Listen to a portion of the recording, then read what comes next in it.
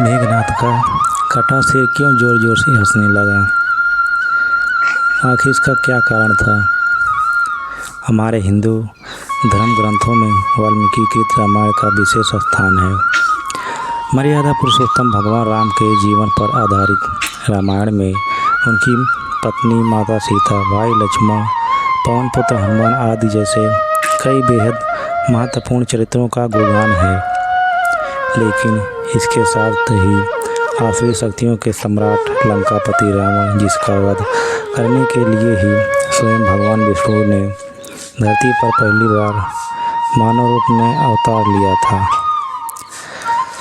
उसके साथ साथ अन्य भी बहुत सी दुष्ट ताकतों का उल्लेख मिलता है। रावण का पुत्र मेघनाद ऐसी ही एक दुष्ट शक्ति था जिसका वध भगवान राम के भ्राता लक्ष्मण के हाथों हुआ था। लेकिन मृत्यु हो जाने के बाद अचानक कुछ ऐसा हुआ कि मेघनाद का कटा सिर अचानक हंसने लगा।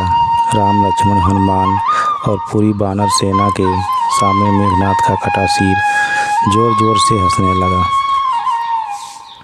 मेघनाद एक वीर राक्षस योद्धा था जिसे इंद्र पर विजय हासिल करने की वजह से इंद्रजीत भी कहा जाता था। इसके अलावा मेघों की आड़ में युद्ध करने की वजह से रावण के पुत्र को मेघनाद के नाम से भी जाना गया। अपने पिता के आदेशों का पालन करते हुए वह भगवान राम, लक्ष्मण और उनकी सेना को समाप्त करने के लिए उससे युद्ध करने लगा। लेकिन लक्ष्मण के घातक वार की वजह से मेघनाद का सिर उसके धड़ से अलग हो गया।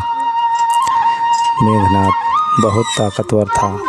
जब उसका सिर उसके शरीर से अलग होकर उसके सिर को जब वानर सेना और स्वयं श्री राम उसके सिर को निहारने लगे, श्री राम ने यह आदेश दिया कि मेघनाद के सिर को संभाल कर रखा जाए और उसकी एक भुजा को उसकी पत्नी सुलोचना के पास भिजवा दिया ताकि उसके परिवार को मेघनाद की मौत का सूचना मिल जाए। भगवान राम ने अपने बाण की सहायता से मेघनाद की भुजा को सुलोचना के भवन में पहुंचा दिया। सुलोचना को यह विश्वास ही नहीं हुआ कि यह भुजा उसके पति मेघनाद की है। उसने उस कटी हुई भुजा से कहा, तुम वाकई मेरे पति की भुजा हो तो लिखित रूप में इसका प्रमाण दो। मेघनाद की कटी हुई भुजा ने प्रमाण के रूप में लक्ष्मण की वीरता का गुणगान किया। इस पर सुलोचना को यह विश्वास हो गया कि वह कटी हुई भुजा युद्ध में मारे गए उसके पति मेघनाद की है। अपने पति की मृत्यु पर विलाप करती हुई सुलोचना रोती हुई रावण के महल पहुंची। वहां जाकर सारा हाल बताया। उसने रावण से अपने पति के साथ सती होने की आज्ञा मांगी। उसने रावण से कहा कि वह उसके पति का सिर लगाकर दे ताकि वह उस सिर के साथ सती हो सके। रावण ने उसे वचन दिया कि वह मेघनाद के सिर के साथ साथ लक्ष्मण का सिर भी उसे लाकर देगा। लेकिन सुलोचना को रावण पर जरा भी विश्वास नहीं हुआ, इसलिए वह दौड़ती हुई मंदोदरी के पास गई।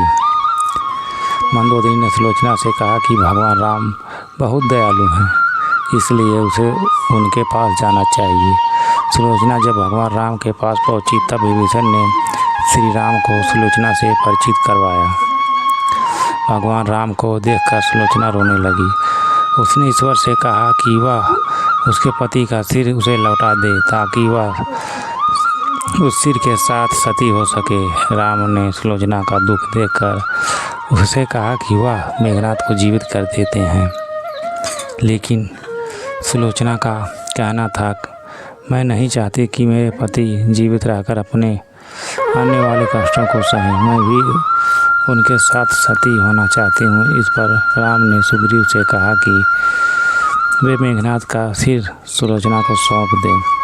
लेकिन सुग्रीव इस बात को मानने को बिल्कुल तैयार नहीं थे कि सुलोचना के कहने पर मेघनाद की कटी भुजा ने लक्ष्मण का गुणगान किया है।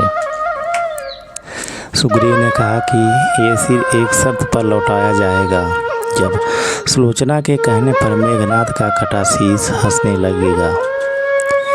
यह सुलोचना के सतीत्व की एक कठिन परीक्षा थी। सुलोचना ने अपने पति के शीश से आग्रह किया, हे स्वामी, कृपया मेरी बात मानकर हंसिए, नहीं तो कोई भी मेरी बात और लक्ष्मण की प्रशंसा को सत्य नहीं मानेगा। सुलोचना के कहने पर कुछ ही देर में मेघनाथ का सिर जोर जोर से हंसने लगा। पूरा ब्रह्मांड उसकी हंसी से हिल गया। बस वीडियो में इतना ही। जय श्री राम।